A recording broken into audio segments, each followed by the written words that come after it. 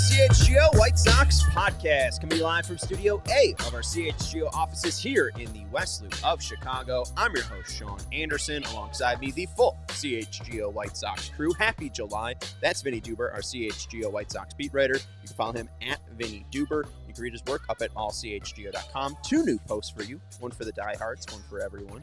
For everyone, you could check up on the trade rumors. You can get caught up. Vinnie will be updating that the more and more we get into July.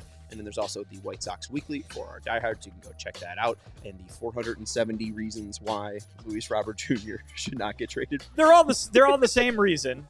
They're all the same reason. They all added up to the same home run. But, 470 feet. And the guy's trade value, I think, is still through the roof. Absolutely. Again, I told the PHLY guy, John Foley, that we want the moon. So if Philadelphia wants to give us the moon, well, we get to control the tides. I don't know if they own the moon. They can maybe give you Independence Hall or something like that. But the moon, I don't think is under their jurisdiction. I don't want the Liberty Bell. Put some glue on it and put it together. Let's take it. That's Herb Lawrence. Hello. You can follow him at Eckernwall23. He's our CHGO White Sox community leader. I'm Sean Anderson. You can follow me at Sean_W_Anderson. You can follow the show at CHGO_White Sox. Hit that thumbs up button if you are hanging out with us. We appreciate Ben, AJ, Shy Sox fan, Brian, Grumpy Pig as well. Thank you to Kevin for producing the show today.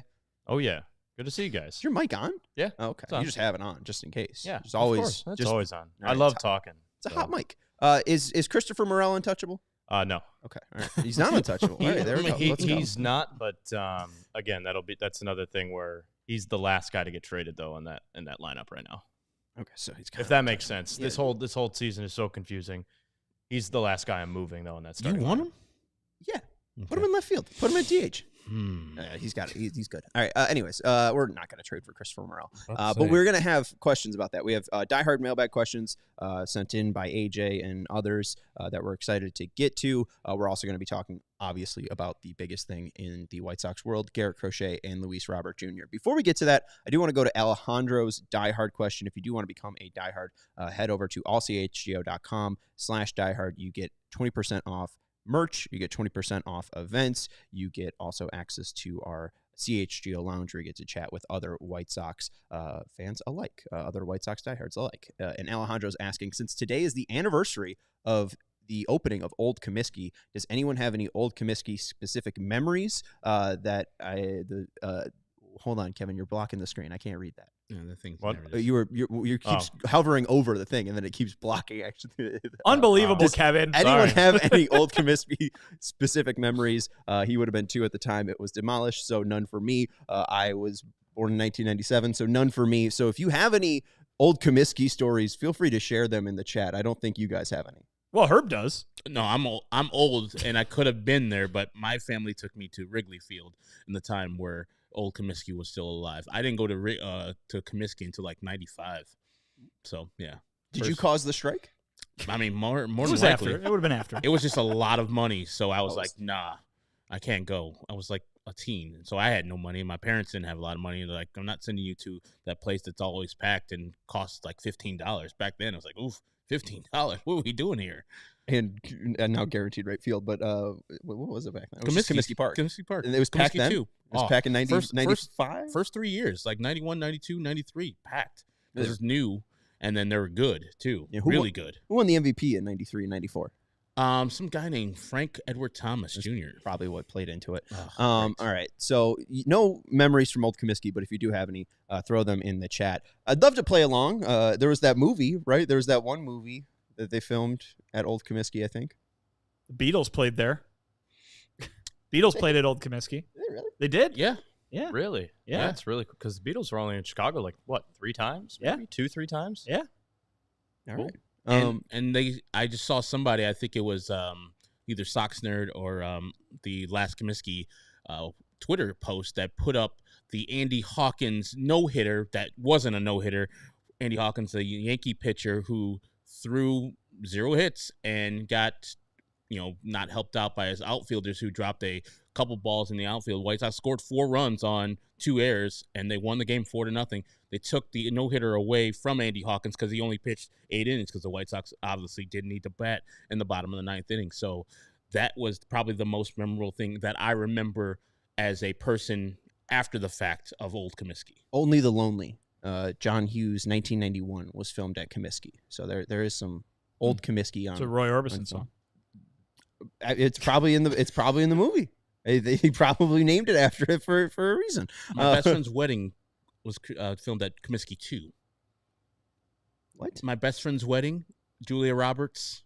Oh, this is serious. I thought you meant your best friend's wedding. I didn't know that was a movie My title. Okay. It's one of the greatest rom-coms of all time. Never heard of it. Oh, okay. Julia Roberts at her finest. Pretty sure that's Pretty Woman.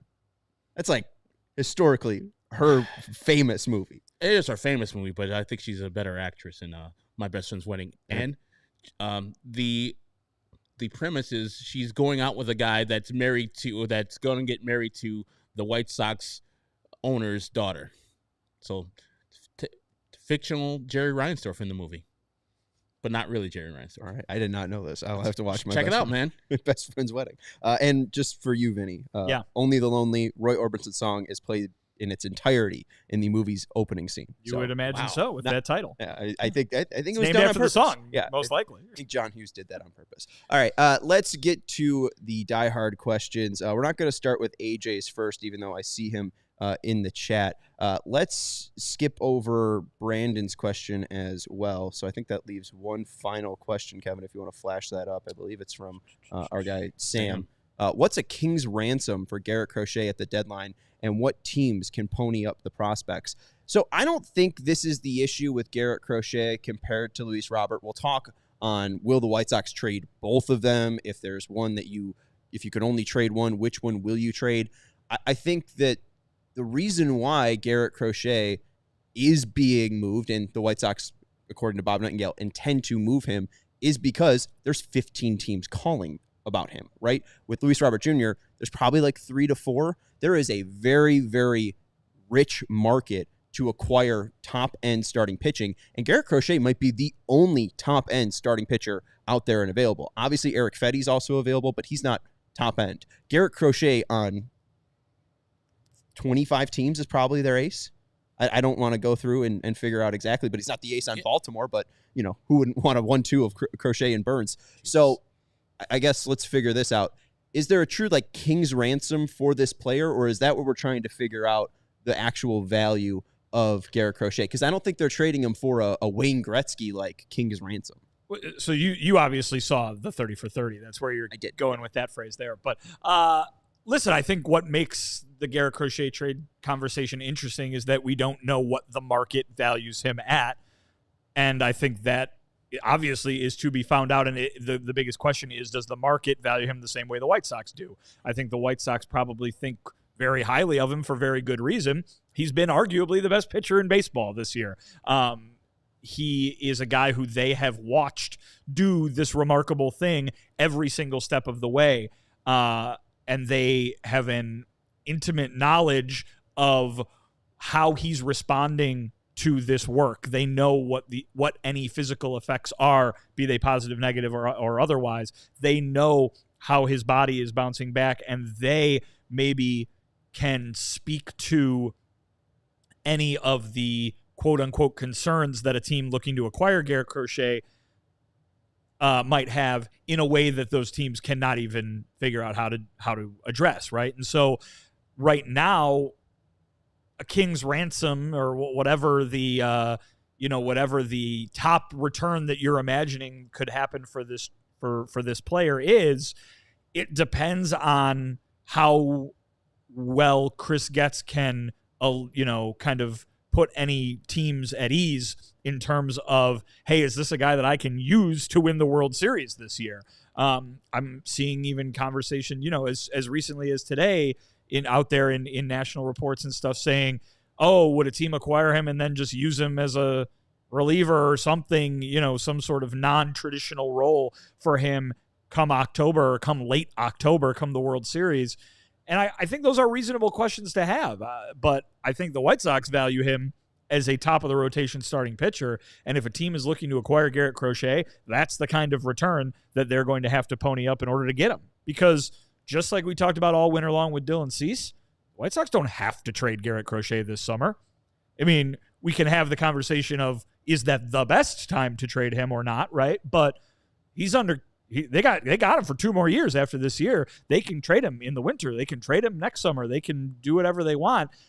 There's no rule saying they have to do that this year. So if they don't get what they think is fair for a really young, left-handed, one of the best in baseball starting pitchers that's got 2 more years of control left on him, then they can say, all right, well, come back when you meet our price.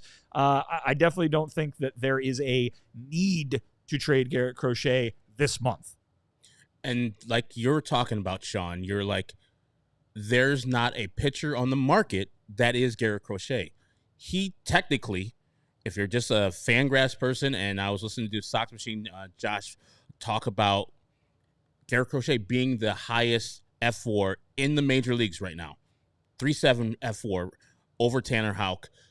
Much better. It's like a run and a half over Corbin Burns. So if he goes to Baltimore, technically, he would be the ace. I know that Corbin Burns has a longer track record and is actually a better starting pitcher in his career. But you would have to, if you're Chris Getz, go into the negotiations with that in mind and not settle. Like Vinny said, not settle for anything less. Not 95%, not 99%.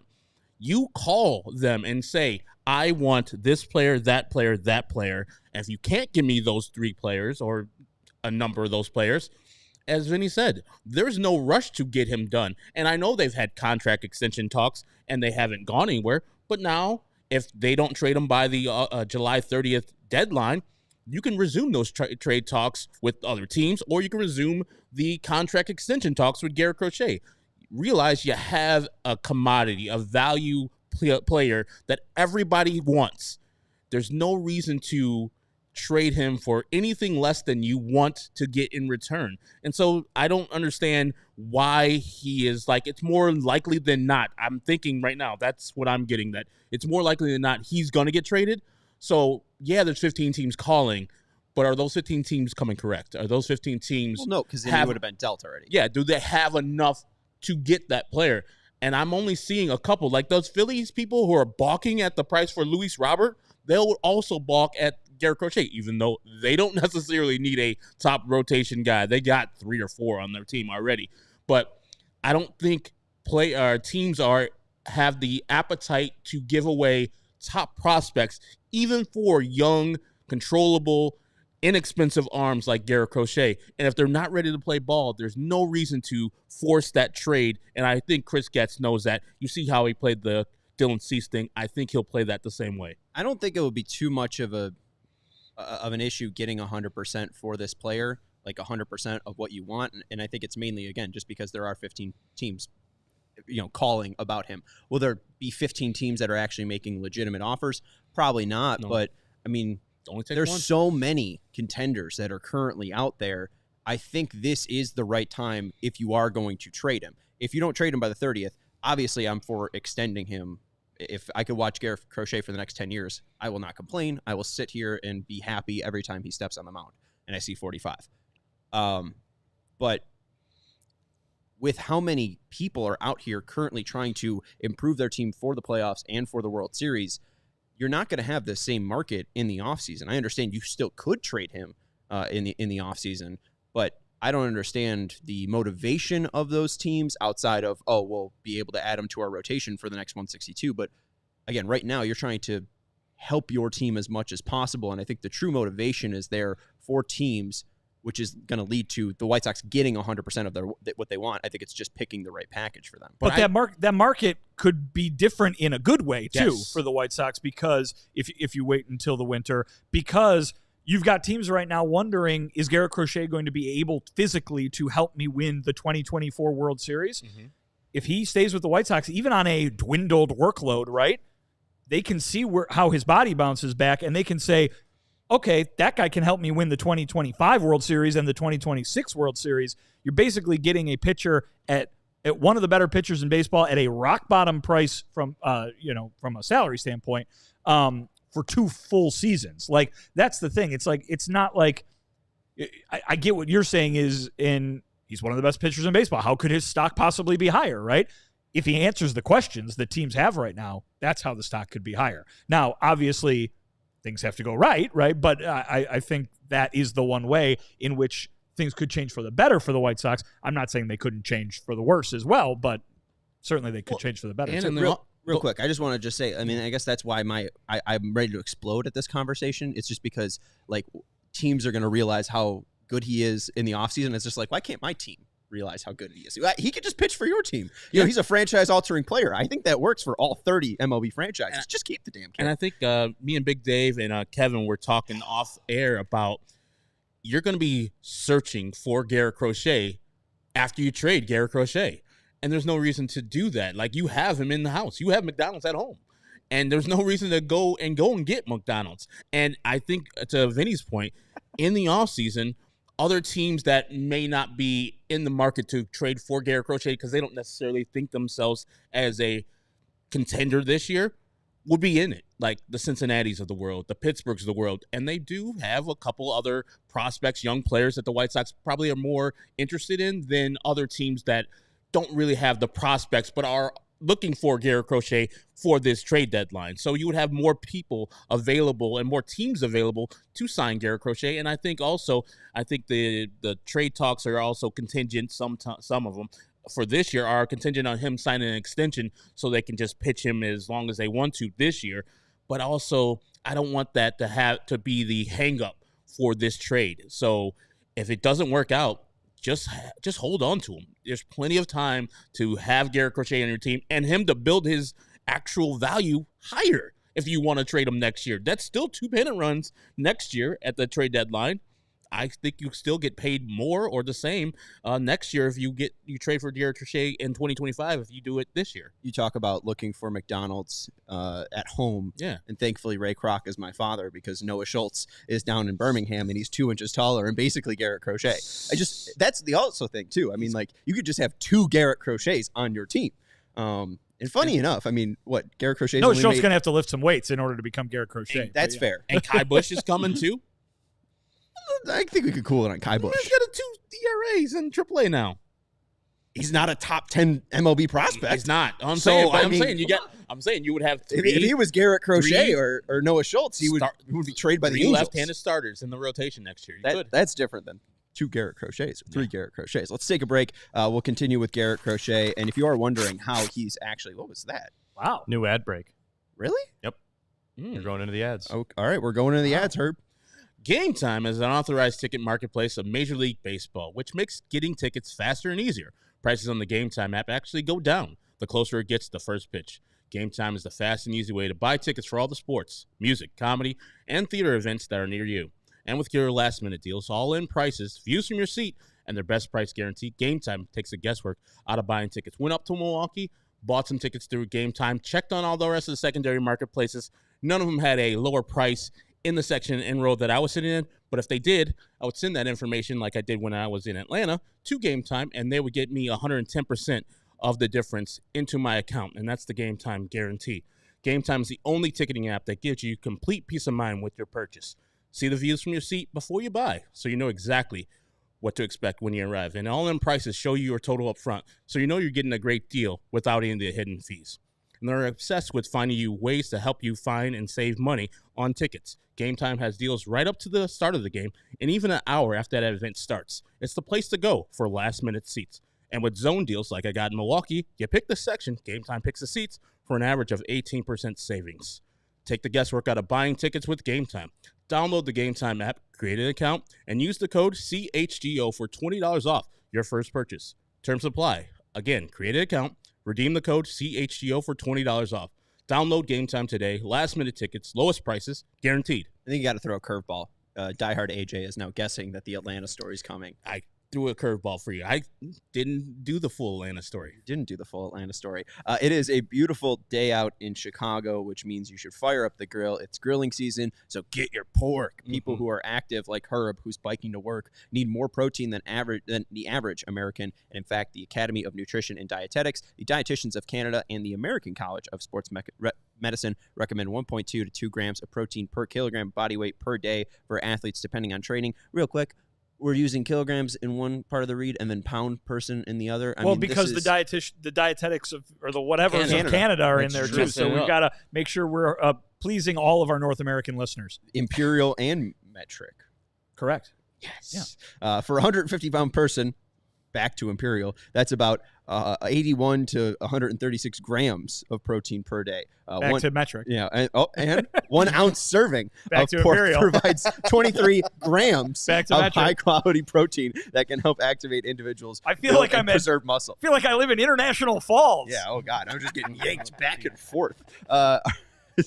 So go check out the lovely, lovely pork that comes from our beautiful, beautiful state. And whether you are enjoying that at breakfast or dinner, just know that you are helping out generations of commitment. Is paid by the Illinois pork producers, and they have been dedicating their hard work to making sure that this season is full of lovely, lovely pork for you. Elevate your protein game with lean pork, a powerhouse of natural goodness. Savor the flavor, savor the gains, and celebrate any occasion by enjoying the best pork produced by Illinois pig farmers. From your sausage and breakfast in the morning to pulled pork or juicy chops hot off the grill, it's an entire season dedicated to pork and the people behind the product, paid for by the Illinois pork producers. Generations of commitment. Basically read that and then reread it. Thank you for that. Attack the pork, baby. We just need an actual panther sound effect. We didn't put that out there. That's great. I'm fine with it. I Whatever. love that. That's been one of the more funny things to happen this season. I think it's tremendous. I would rather laugh than cry, so I'll take it. I can complain a lot more. To go back to our ounce grams situation, I think the reason it's phrased like that is because if you ever look at the back of a package, right, that's all in metric. True. That's all in grams. So I think maybe that's what people are perhaps calculating their intake of certain things in grams. It's basically just an ad to tell the U.S. to maybe just go to metric. I mean, everyone else does it. We messed up a lot of things, man. Like everybody in the world is going by a solid thing, and they're running 10 kilometers, and we're like miles. 26.2. No, makes sense. Miles. At the Olympics, it'll all be in meters. And also, the Celsius thing does not make sense to me. How it's 100 boiling on theirs and it's 212 makes sense on ours. How does that make sense? 100 is a more it's a solid number. But it makes sense, but it doesn't make sense to my imperial mind. Correct. Yes. Oh yeah. If you were to tell me no it's sense. whatever degrees Celsius, I'd be like, I don't know what that it's means. like 34 degrees over there in Britain, and they're like, dying. It's hot as hell. Yeah, it's and it's like 87 here. Like that's beautiful weather. And people up in the chat were recently asking why there's so many little games today, and it's mainly because Thursday is a big off day for most Major League Baseball teams, and since 4th of July is happening on Thursday and there's a full MLB slate, then there's more off days today. So there's only 3 games today. One of them, too, is James Wood's debut with the Nationals, and I think that's the guy who was the voice of Hades in Hercules. No, not that guy. Not the guy that kind of similarly regularly appeared on Family Guy. Piece of candy. Piece of candy. But and we're gonna get to that question, Shy Sox fan, in just a second of who the Sox will pick in the first round. But back to Garrett Crochet.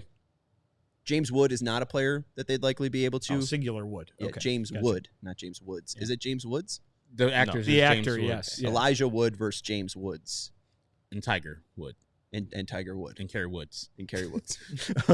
Always like the call in 670, like, this Tiger Wood. What else? Figure it out. This Kerry Woods. Jesus Christ. People writing jewels on actual checks that they give to Jewel Osco. But anyways, looking at the top MLB prospects, going back to the King's ransom thing, that's just probably the biggest thing to figure out is, A, we know the White Sox want position players, but also B, teams are just very stringy of giving up these top prospects. Stringy? I don't know. Put 2 words together. I made up things. It's that portmanteau. It was a portmanteau. All you got to do, though, is think back to what we did here in spring training and what we did during the winter with Dylan Cease, right? I mean, you can, looking at the list of MLB top prospects and like, taking your pick, that's not how it works. I mean, Dylan Cease as fantastic as Garrett Crochet has been this year, Dylan Cease had way more value than Garrett Crochet has right now.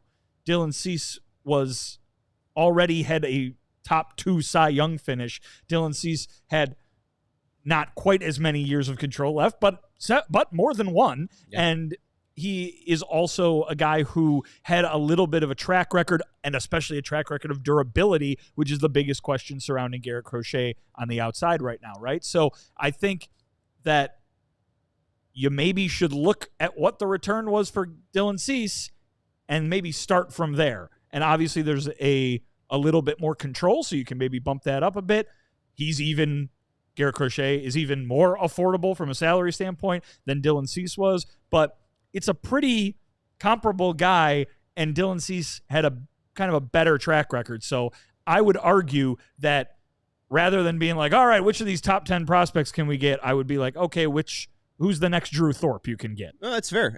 But I guess that's the one thing too, though, is, I mean, Drew Thorpe wouldn't, from what we're hearing, a Drew Thorpe type likely won't be the headliner because they're looking for position players with upside. I'm specifically talking about where they were in the rankings. Yeah, right. So, like, I guess, I don't know if you could call it a king's ransom for Garrett Crochet, at least to just answer Sam's question as much as we possibly can. But hopefully the amount of teams that are up there maybe will make it as close to Cease as possible, because it's not just the Padres in spring training or, 2 other teams and the Padres bidding on Dylan Cease. Hopefully it's 8 to 10 teams bidding on him. But that's a good point. I mean, I actually didn't think about just comparing it to the Cease haul. I would give up less for Garrett Crochet, but is it just because of the market and the intenseness of this playoff format that I feel like teams might give up a little bit more?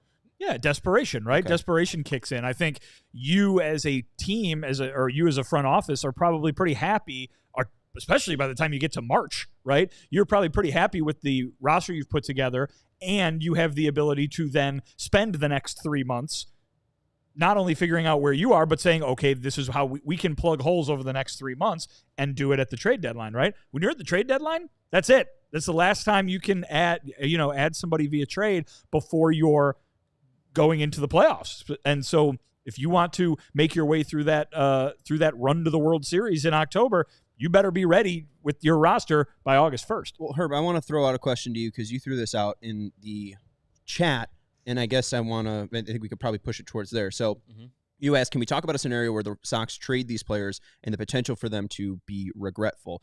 Raphael saying he loves and hates that Vinny is right, and it makes him just want to keep Garrett. I feel like you're probably just being pushed into that camp as well. But if Robert and Crochet get shipped, like you said, you could see it being like the sale where the team acquiring him got the better end of the deal because they got the best player, and he goes to perform really well for them. Drew Thorpe was 85 in the top 100 prospects when the Sox acquired him. Iriarte was outside of the top 100. Same with Zavala. They were all in the top 10 of the Padres system. Yep. Do you feel like the White Sox would make a mistake by not acquiring a top 100 prospect? Or like if the White Sox maybe even traded it got one prospect back, but it's a position player, it was a 1-for-1 deal, do you feel like that would be a mistake? And this is for Garrett Crochet? Yeah, just for Crochet, because we know that the Robert deal would be probably unthinkable, unfathomable to start putting together. Yeah, at minimum, you would have to have a player that projects to be a major league stud, like a player that is one of those players like in the top 50, not even top 100, top 50 players, and he projects to be a good position player. Plus, because you don't want to come back next year and Garrett Crochet is doing the same things for the team he gets traded for, and he's still great. And then you got a player that's just fine. Like if they got the same return that the Padres gave for Dylan Cease, I would be very, very disappointed because of the talent of the player. I know Dylan Cease had more of a track record when he did get traded, but there's so many other teams going for it. That's what I think will drive these teams to actually give the White Sox what they want because of last year's World Series. You got the Texas Rangers who barely made the playoffs, and you got the Arizona Diamondbacks who barely made the playoffs, and they're both in the World Series. It gives teams false hope. Even teams like the Cubs who are in that weird 11.5 games behind the NL Central lead, but they're only like 5 or 6 games behind the last wild card. So like, are we in it? Or maybe we're in it kind of thing. And acquiring a player like Garrett Crochet, which they probably won't, would bolster their team that much better. And so you got teams with delusions of grandeur that you could get better players than what the White Sox got for Dylan Cease. And the last thing you want to do is like look next year and Garrett Crochet's on the damn Orioles and the Orioles are winning the World Series. And you're like, oh, the players we got back, they'll be here in 2 years. And they turn out to be Kopech and Moncada, which, like I said, at the time of the trade, I was fine with. But we know clearly they lost that trade. The other trade they made, or other trades that they made, like the Adam Eaton to Washington for the three players they got back, I think everybody understands that the White Sox won the trade, even though Adam Eaton won a World Series for the Washington Nationals, because the Giolito was good for the White Sox. Ronaldo was all right, and Dane Dunning got them Lance Lynn, who was fine with them for the times there he was with them. So that's what you don't want. Like, I had no regrets that Adam Eaton went to the Nationals. I had instant regret, even though I didn't like the player, the person of Chris Sale, that he went to Boston and then contributed to them winning a World Series. Fine with the idea, though. I thought we recently just talked about this from Wednesday, that you were fine with the idea of them trading Sale. You understood it in the moment. No, I understood it, even though later on, when they won the World Series, it was like, man, we could have had that. But they couldn't have had. Yeah, they couldn't have had that, at least in 2018. They could have had Chris Sale on a team that didn't make the playoffs. Yeah. Like they had for all the entire time that he was with the White Sox. I think that is a little revisionist history because I guess it is black and white. There has to be a winner. There has to be a loser. There doesn't, though. Well, I guess that's what I'm trying to say is like the White Sox went with this idea of rebuilding, and it could have gone a lot worse. They could have traded Chris Sale for two guys that never even made it to the major leagues. Like, Moncada and Kopech made it to the majors. Obviously, Kopech, wildly disappointing. Moncada, although most of the fan base hates him, it could have been a lot worse. I mean, he could have just never had any flashes. He could have been horrible in 2019. He could have been nothing in 2021. He could have been nothing in 2022. I mean, we saw him obviously get injured in 2024, but he was hitting fine before he got hurt. He looked fine in the World Baseball Classic. Like, they didn't acquire a lemon in any of these deals. They got 4 players that contributed to a division-winning team. Maybe not how you wanted them to, but in 2021, all of them contributed. Well, 6 if you want to include the Quintana trade. Yeah, true, but just I think I was. I was doing Cease, Aloy, Kopech, and Moncada. Well, Ronaldo, I didn't include. What about Eaton, Giolito? I think the Eaton one is a clear win. I mean, why wouldn't you trade him for 2 pitchers like that? I mean, and like that. No one really talks trade's a clear win right, too. Yeah. But I mean, I guess I don't understand why the Sale one is a loss if you thought it was the right idea in the moment, and they got 2 players that played for them for 6 years. It didn't come out to be stars, but it was a good idea. What I always say about trades is it's not who is the winner and who is the loser. It's how many times did a team win that trade and how many times did a team lose it, right? And I think that the Red Sox won it because Chris Sale helped them win a World Series. I think the Nationals won their trade because Adam Eaton helped them win a World Series, right? The White Sox did not really win it all the way because the idea was for those players to help them win a World Series. Now, it helped them win a division, which is something that doesn't happen very often with this franchise. But I don't necessarily think there is a winner and a loser so much as it is, did they win with the guys that they acquired in that trade, and therefore was that trade helpful to what they were doing? Yeah, I don't think White Sox fans, Herb, should be fearful of history repeating itself as a reason to not do these types of trades, right? Because they are in a position now where they have rare opportunities to add this sort of talent into the organization, right? He had it with Cease. He continues to have it with Robert, he being Chris Getz, and he suddenly has it with Garrett Crochet, right? Is he going to have that opportunity again outside of those 3 players to really add a big-time like package and a big-time haul into the organization the way Rick Hahn did with Chris Sale and Adam Eaton and Jose Quintana? And so if this is where they're at, where they don't think that they're going to be able to contend during the lifetime of their control of Crochet or Robert, and they're going to move ahead with trying to trade, you can't be like, oh, whatever they get is going to be bad because because of the way the last time this happened, right? And I don't think you can judge each individual trade based on what happened in trades that have nothing to do with this. And so I think you probably should feel the same way about the whatever, if a Garrett Crochet or a Luis Robert Jr. trade happens, that you did about the Chris Sale trade and the Adam Eaton trade and the Quintana trade, because it's going to be similar packages, probably similar young talent that you should be excited about.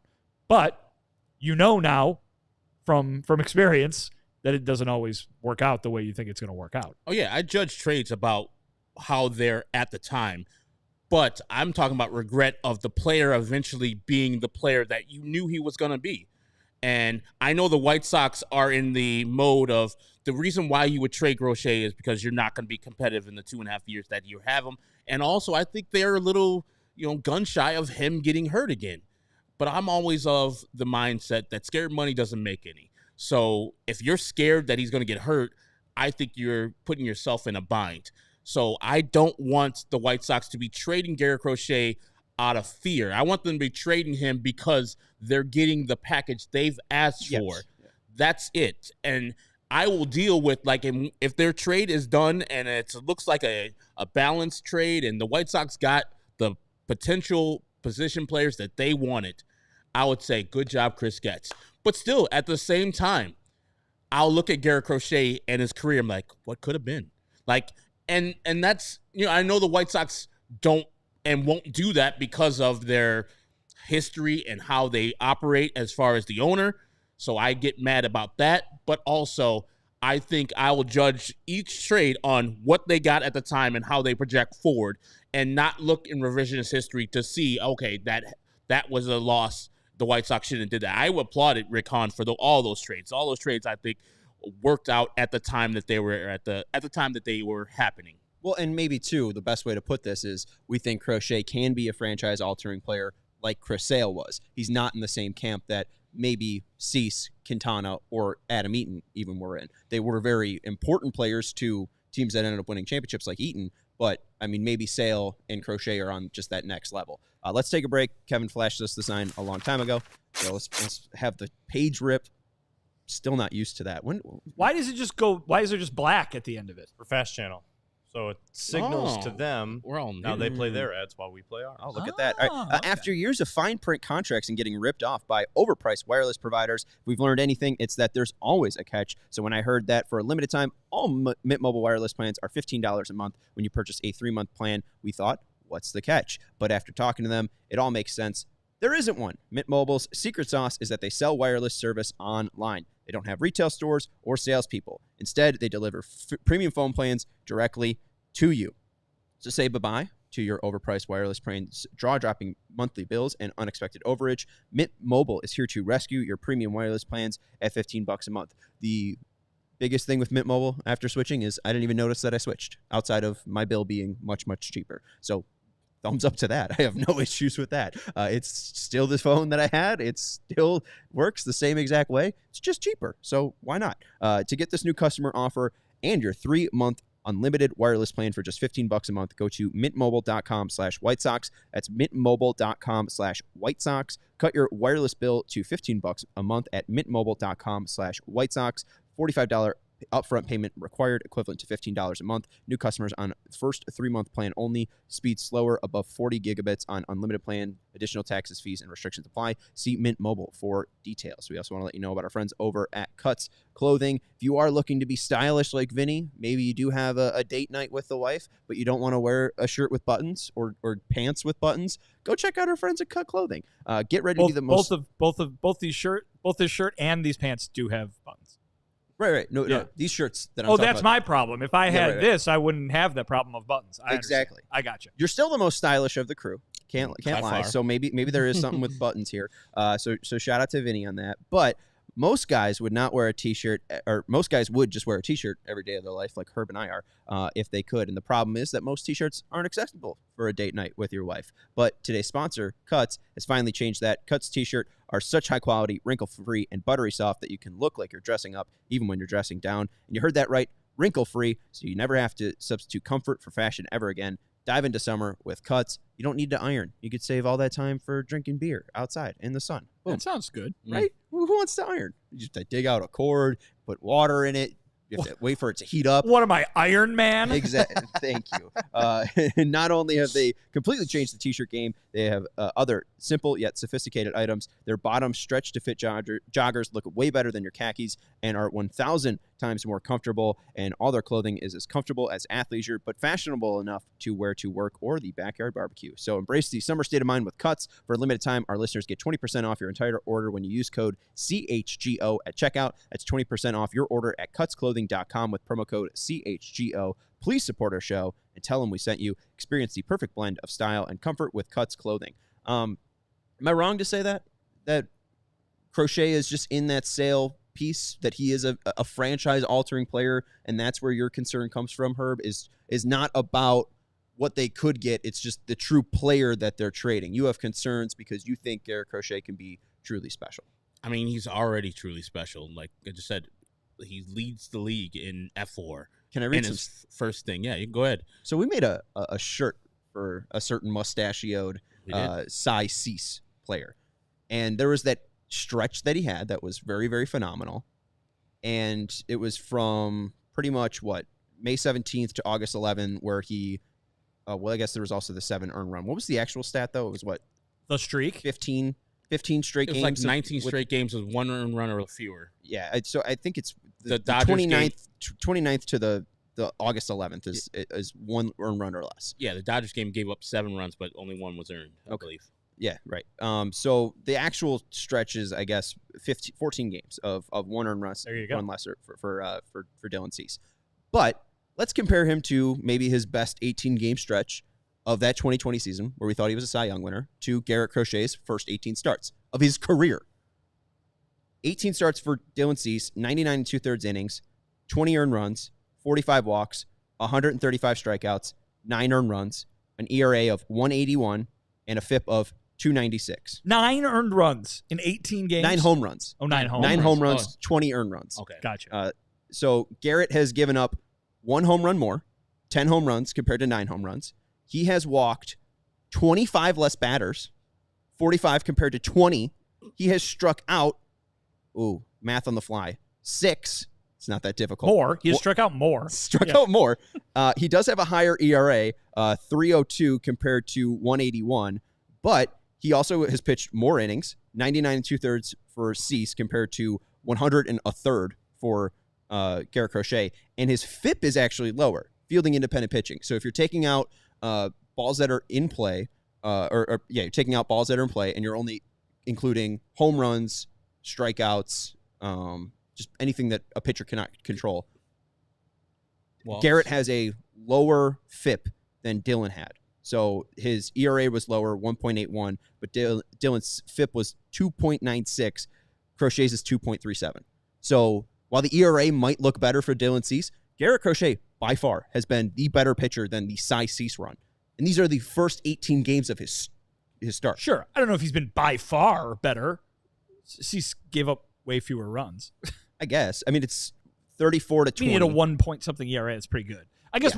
Right. My only thing with your question is that I would throw Cease in there. Like, I think Cease is that good of a pitcher, right? I don't know. Like, I mean, you're saying there was such a big flaw with Dylan, and it was that he was never really hitting the zone. And I guess you see it in his first 8 games with San Diego this year. He was hitting the zone and he was unhittable, and then the next 8 he was a little bit off, and we see him fall off the track. We really haven't seen a start where it's like, wow, Garrett Crochet looks horrible. Kevin, can you flash the graphic I had you make during the middle of the show? Here is Garrett's speed per start, and his fastball starts up at around 95 miles per hour, dips a little bit, and then it hit like pretty steadily a plateau there from about late April to mid-June, and then his last 2 starts he's been higher with his velocity. And I don't know if that's because he's focusing now on the fastball cutter, and there has been more righties in the lineup, so he can just be really fastball cutter. And I don't know if that just allows him to have a little bit more oomph on his fastball, but his release point has stayed the same. His extension has stayed the same. His velocity has stayed the same. And there isn't a giant flaw with him. Like, I guess the one flaw that I would say is he's a 2-pitch pitcher, but that hasn't been an issue. I mean, at times, I guess. Right? Yeah. Like how he just shells the slider for starts and the changeup for starts. He's like, let me roll with these 2, and that is ridiculous to go as a starting pitcher with just 2 pitches, pretty much 2 fastballs, and they're like, you're not going to see me, so here these pitches are, and I like that. Just I have dominant stuff. Can you hit it? No. Here it is. and I'm throwing over the plate. I'm not walking you. I'm not effectively wild. So it's here. If you could hit it, God bless. But you can't. So I'm going to throw these 2 pitches. You know it's going to be here, and it's going to be pinpoint. That's amazing. As a power pitcher with control and command of his pitchers, I mean, have we ever seen a first-year pitcher do this? I'm sure there has been, but with command and control that he has, it's ridiculous. I mean, and that's why I don't want to trade him. Yeah, and that's the thing too, is like I've seen people put out there, and specifically Patrick Nolan, shout out, this is with love, but he's thrown out, and this kind of gets to our headline. How do you keep Robert and Crochet? Because there is only 3.5 years of control of Robert, right? 3.5 of Robert, 2.5 of Crochet. Yes. So how do you make a team that's competitive within that window of 2.5 years if you do keep Crochet and Robert? And simply, it just comes down to you, instead of putting $200 million to a stadium that's unnecessary, that's 30 years old, is you put $200 million towards player salaries, and you keep these 2 players. I don't see the issue of keeping Garrett Crochet till he's 35. I don't see the issue of keeping Luis Robert until he's 36. Just re-sign them. Just extend them and have 2 franchise-altering players for your franchise and build around them. I don't get it. You don't need a new stadium. And I understand it takes 2 to tango, though. Maybe Garrett Crochet saw the offer from the White Sox, like, yeah, it's good, but also I'm going to bet on myself. I only got 2 more years of free agency. When I hit that, I know I'm going to get $200 million minimum because all the pitchers who have been before me, and if I do my thing and I have the confidence to already advocate for myself as a starting pitcher and be the opening day starter and then go out and dominate like I did, I would be, if I'm Garrett Crochet, I'm like, you know what? I believe in myself. I made this happen. I manifested this opportunity. I took that opportunity and I took it to the top. So why would I settle for less on myself when I only have 2 more years to go and give the White Sox a couple years of my free agency years for less? So I can see him just saying, hey, man, I don't care what your number is. Unless it's like 200, I'm out. And why would I do a 4-year deal for myself where after 2 years I'm bouncing and I get more money on the open market? So he's rolling the dice and doesn't think he's going to get hurt in the next 2 years. Hey, do your thing. But also, I like the kid doing his thing and actually betting on himself and saying, you're gonna give me a contract offer, but I'm gonna reject that because I think I'm better than the number you're offering, and I'm only 2 years away from free agency. Why would I sign it? Am I wrong though? To your point, and this is to Vinny or Herb, when Bob says it's quite possible that a team acquiring Crochet may have to offer a contract extension to him to lift those innings restrictions. Does that mean he has to accept it? It just says offer him. Like, why can't the White Sox be that team that offers him an extension after the deadline, I guess? Yeah, like, is it just truly White Sox organization, we don't want to pay for pitching? Well, what you're asking about with that comment or that writing from Bob was about inning restrictions. Yeah. So I guess the idea is that they would offer him a choice. They would be like, you're going to be on an innings limit unless you sign a contract extension, then you won't be.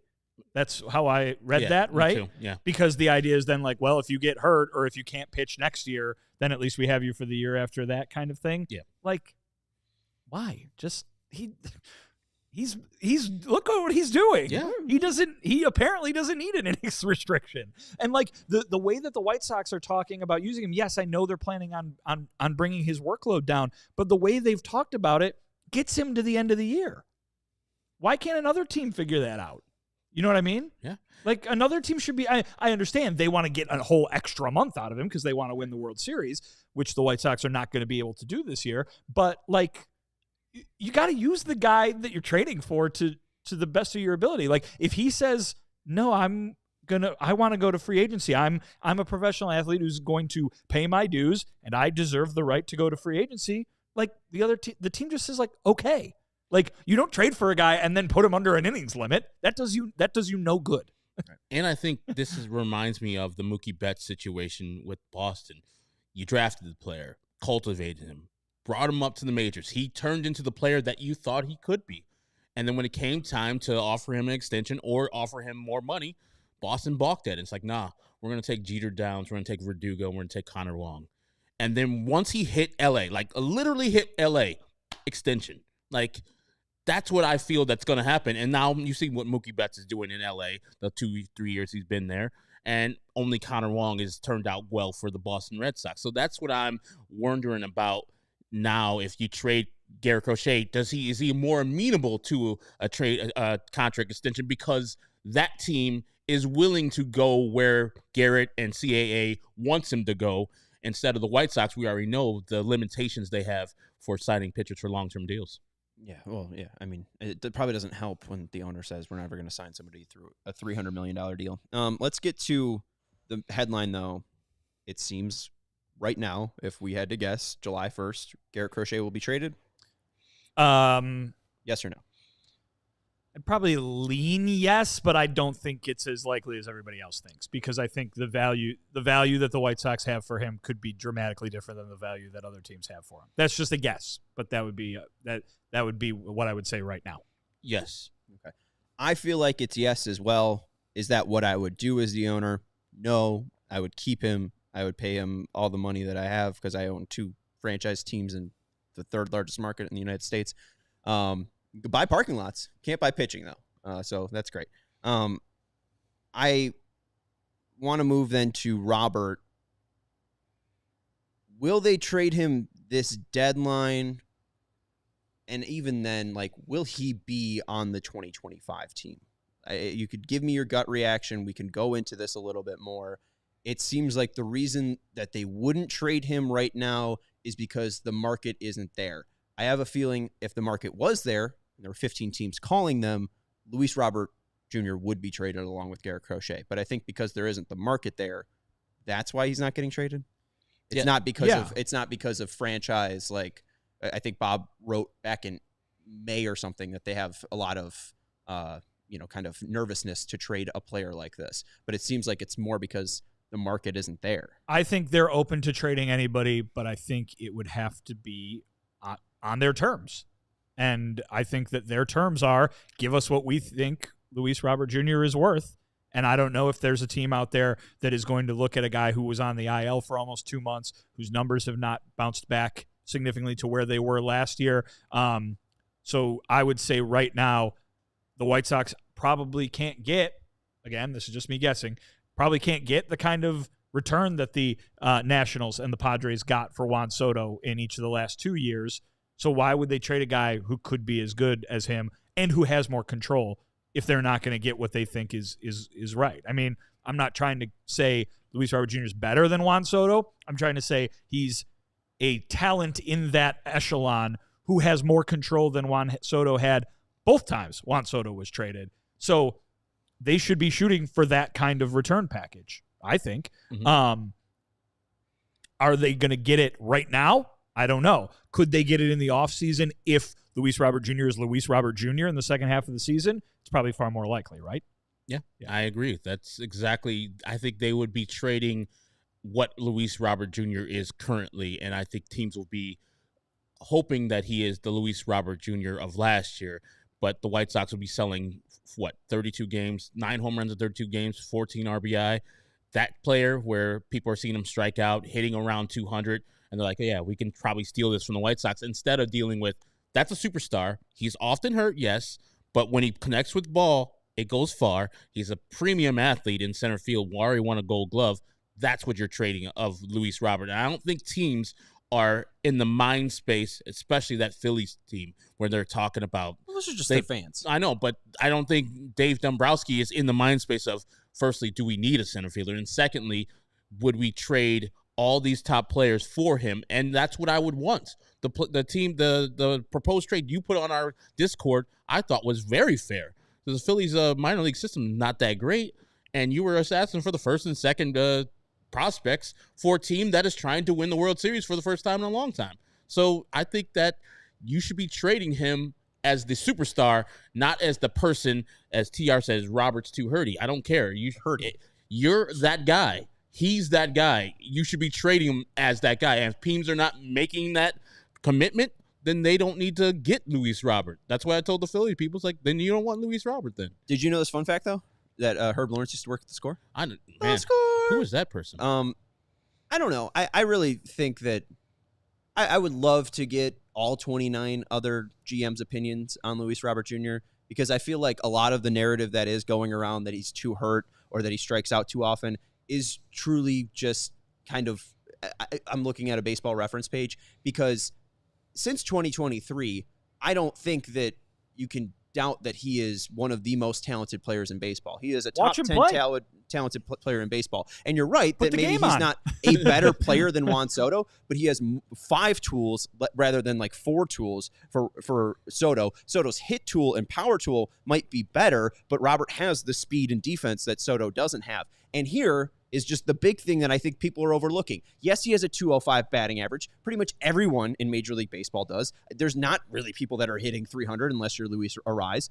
He nearly has a 205 batting average, and his on-base percentage is closer to 300 than it is 250. That's the biggest thing about Luis Robert Jr. that I've seen so far in 2024. He said in the offseason he was working on plate discipline, and I've seen that. I mean, Pedro even talked about it. The called strikes that he has been called. I mean, there was the one yesterday. Yeah, I think he had that one was yesterday that he was not happy mercy. about. Yeah. It's truly baffling that you'd give up at a player when he's 26. And here's just the stat I wanted to read.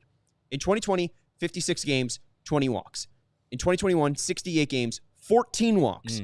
In 2022, 98 games, 17 walks.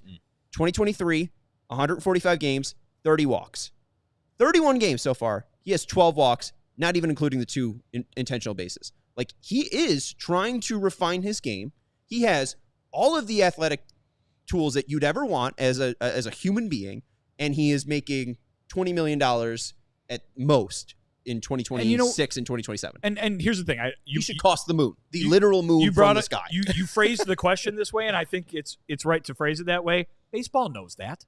Yeah, baseball knows that. The people that are running other teams know that, and I want to hear it though. I want to read. Well, they don't like usually the athletic talk about other players like that, other teams' players like that. But I mean, have it be anonymous. I need to see. That's why I say like it's you can never say something is 100% because I can sit here and guess that I don't think a team is going to give them a Juan Soto style package for Luis Robert Jr. right now, but also maybe someone will because the guys who run these teams, they know how good Luis Robert Jr. can be. You don't think sticking him in that Phillies lineup it would look pretty good? You don't think sticking him in I don't even know who else needs a center fielder, but everyone besides the Yankees. I mean, all you got to do is turn on the game. There's no doubt about it. He's had his injury issues. There's no doubt about it. He strikes out, though. I'll say this: he's looking. You know what he's looking like? He's looking very 2018 Moncada-y, where he's like, I know the strike zone. I know this is not a strike, and yet here I am striking out, looking all the time. That kind of comes to mind, but He's so good in center field. Nothing gets past him. And when he hits the ball, he hits it a million miles. I mean, last year he showed he can be one of the best players in baseball. It didn't go away. Yeah, he got hurt again. He missed some time. That's true. But that didn't go away. He could be one of the best players in baseball tomorrow. Absolutely. And his weighted runs created plus is still above average. It's 109, and that could clearly be higher because, I mean, Pedro had the quote that we read, I think, a couple days ago. His career batting average on balls in play is 327. It's currently at 234. Oh, man. He's not hitting the ball unlucky last week. Like, I mean, he stung the ball like 2 different times yesterday, and it was just at people. He won to right field that was almost a homer-ish, and then he had another one that was like a liner at the shortstop. Like, there is going to be a moment, and it could be this month, where he goes just on an unbelievable heater and hits like 15 homers in a month. I mean, he could have a Sammy Sosa August at some point. And then maybe they do get that Juan Soto package. Maybe. Again, I'm seeing if he goes to Kansas City, he does. He plays Kansas City, his favorite ballpark. After the All-Star break. We'll be making a lot of bets then. I don't know. I would love to see 88 and 45 on a White Sox team for the next 10 years. If you have to ask any White Sox fan, what is your plan to make this team in contention for the next 3 years? Like, that's not my job. That is Jerry Reinsdorf, and that's Chris Getz's job. And I think it's completely unfair to have fans be in this position where you have to not be able to, disassociate from reality, disassociate from the billions and billions of dollars, the capitalistic world we live in, right? And just enjoy baseball. Like, this is what we have to talk about with a 24-62 team, is trading away 2 players that could actually truly change a franchise, because we don't have control over the White Sox money. Like, it makes being a fan not fun. Like, there's no fun part about this. Yes, it's intriguing and interesting to think about all the possible variances, but if the White Sox trade Robert or Crochet, I will likely be moaning on this floor, crying, on July 30th. Like, I'm not going to be having a fun day at work. Sean, it's just on baseball, July 30th. man. No, it's not. but what if you? It's people with billions of dollars being evil. But what if you see some deal that you didn't expect and it's more than you expected? The White Sox actually came back with the. It's what you said with the. I mean, you're the one here saying that the White Sox lost the trade with Chris Sale. I mean. No, but eventually, yes, because eventually they just weren't as good as Chris Sale. Was it the right process? Sure, but I think what we kind of learned from the Chris Sale trade is that you could have built around Chris Sale, and you didn't. Like, Chris Sale had some injury issues, but if Chris Sale had his 2017, 2018 with the White Sox, and obviously they wouldn't have won the World Series, but if he was even a part of that 2021 team, like, that just builds his legacy to a part where Chris Sale's on the outfield wall. Right? Like, he's right next to Billy Pierce. And he maybe should be anyway. John Danks. Well, yes, he should be. He's one of the best White Sox pitchers of all time. Yeah. And we do see we do see the chat, TR. We actually read 2 of your comments. We did. Anyways, we have some mailbag questions. Let's get into the other ones that we haven't touched. Why don't we go to AJ's first? AJ ended up saying, we'll go to B-Dams. Yeah, Happy July 1st with MLB draft only 13 days away. I'm wondering, how do you feel about the draft prospects, and who do you think fits the White Sox? Then thank you to B-Dams. We appreciate it. Him and Sophie always coming out to our diehard events. We appreciate that. It is very it's very cloudy at the top. This is kind of like the 2024 NBA draft, where it seems like there's a number 1 prospect, but the Hawks don't end up going with Alex Sarr, right? They end up not liking him, or Sarr didn't like him. Baseball is very similar to where Cleveland has a max that they can offer a first-round player. Cleveland's strategy has been offer their player under slot to be the first overall pick, and that way you can get a player you like at number 1 overall, and then that way you could spend the rest of your allotted money on the second, third, et cetera rounds. So it seems like Cleveland isn't going to go out and get a player that they love or maybe think are the best player. It's who is the best value for them. So it's not sure who Cleveland thinks is the best value and who will actually accept the deal come, July 14th. So I think that the White Sox could be in play for J.J. Weatherholt at that 5th place. It seems like it's a fun name. It is, right? Yeah. J.J. Weatherholt. It's a good baseball name. West Virginia, too. Plays shortstop. He was the consensus number 1 overall prospect before the season. He had a hamstring injury, so he played less games, but he was still really good in those games as well.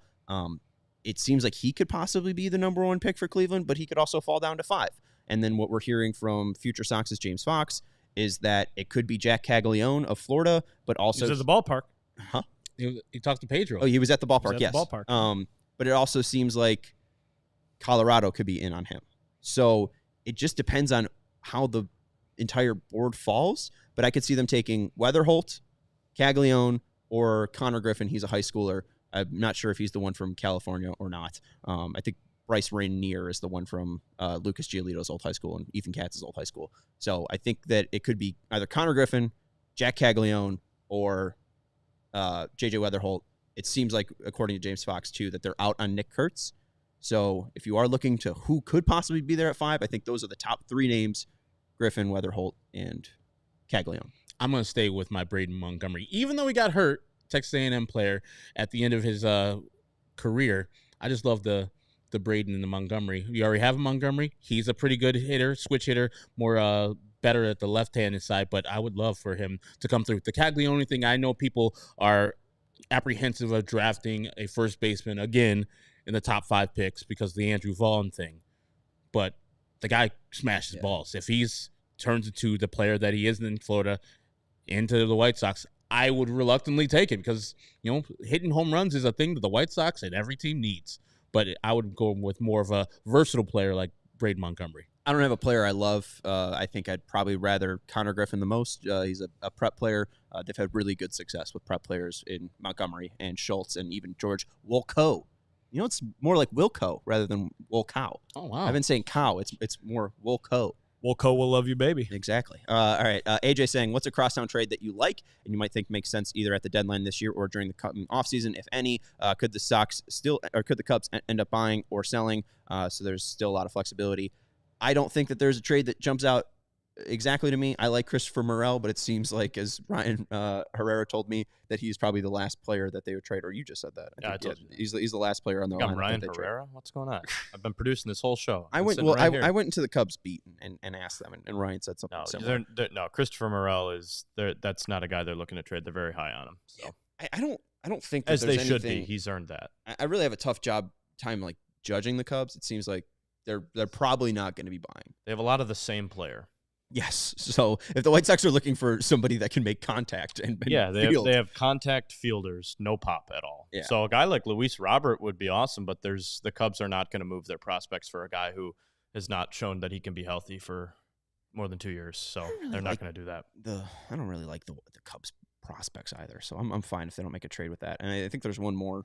We have. I don't want to make sure the Crochet trade one. Yeah, no, we did that right. one. No one shared any memories of old Comiskey, so I think everyone's that's too young.